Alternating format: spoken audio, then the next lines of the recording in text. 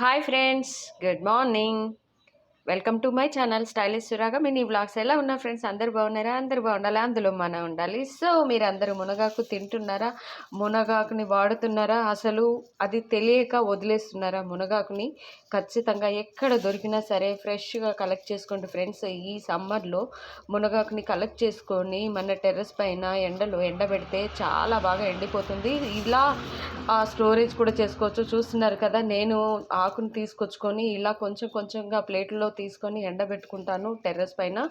ఇలా ఎండబెట్టుకున్న ఆకుని ఏ విధంగా అయినా వాడుకోవచ్చు. మనకి ఎందుకంటే ఒక్కొక్క టైంలో దొరకదు కాబట్టి నేను ఇలా ఎండబెట్టుకొని స్టోరేజ్ చేసి పెట్టుకుంటాను ఈ ఆకుని. ఈ ఆకు ఏదైనా పప్పులో వేసుకోవాలనుకున్నా కూడా ఇలా వేసుకుంటాను. చూస్తున్నారు కదా, ఎండిపోయింది. ఇది ఇంకా ఎండాలి ఫ్రెండ్స్ ఈ మునగాకు. సో ఇది పప్పులో వేసుకోవచ్చు, ఫ్రై చేసుకోవచ్చు, ఎలా చేసుకున్నా బాగుంటుంది. మినిమం వారంలో ఒక్కసారైనా వాడటానికి ప్రయత్నించండి. ఇదైతే కంటికి చాలా మంచిదన్నమాట. ఒకవేళ మీకు సైట్ ఉందా, సైట్ ప్రాబ్లం నుంచి కూడా దూరం చేస్తుంది. వీలైనంత వరకు వాడి చూడండి. ఈ మునగాకునైతే నేను ఇలా స్టోరేజ్ చేసుకుంటున్నాను. మునగాకైతే దీని ద్వారా ఇప్పుడు మునగకాయలు వస్తాయి కదా, అది కూడా నేను పప్పు చేసుకుంటాను. మునక్కాయలు కర్రీ చేస్తాను. చాలా మంచిది. ఈ చెట్టు నుంచి వచ్చేది ఏది అయినా చాలా మంచిది.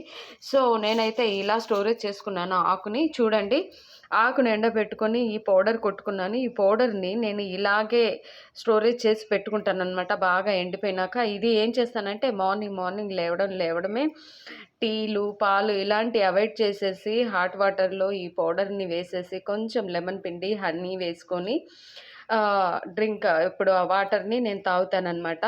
ఎందుకు అని అంటే ఇది చాలా మేలు చేస్తుంది. దీంట్లో ఎంతో కాల్షియం, ఐరన్, ప్రోటీన్స్ చాలా ఉంటాయన్నమాట. మునగాకు చేసే మేలు అంతా ఇంత ఉండదు, మన హెల్త్కి చాలా మంచిదన్నమాట.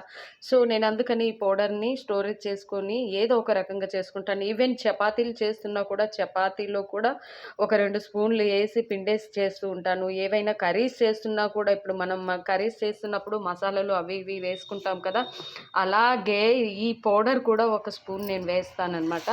వేస్ట్ చేస్తూ ఉంటాను. ఏదో ఒక రకంగా నా కర్రీలో, నేను తినే కర్రీలో మునగాకు ఉండే విధంగా చూసుకుంటాను. పూరీ చేశానా, చపాతీ చేశానా, కర్రీ చేశానా అనేది చూడను. మసాలా అనేది ఖచ్చితంగా ఏదో ఒక కర్రీలో ఉంటున్నట్టు అలాగే నేను ప్రతి ఒక్క దాంట్లో ఈ పౌడర్ని యాడ్ చేస్తూ ఉంటాను. మీరు కూడా స్టోరేజ్ చేసుకోండి. ఆకు దొరికినప్పుడు మంచిగా ఎండబెట్టేసుకొని స్టోరేజ్ చేసుకోండి. ఈ సమ్మర్లో మాత్రం బాగా ఎండిపోతుంది కాబట్టి ఎక్కడ దొరికినా క్లీన్ చేసేసుకొని మంచిగా తడి బట్టలు ఆరబెట్టేసుకొని స్టోరేజ్ చేసుకోండి ఫ్రెండ్స్. చాలా అంటే చాలా మంచిది. ఓకేనా ఫ్రెండ్స్? బాయ్.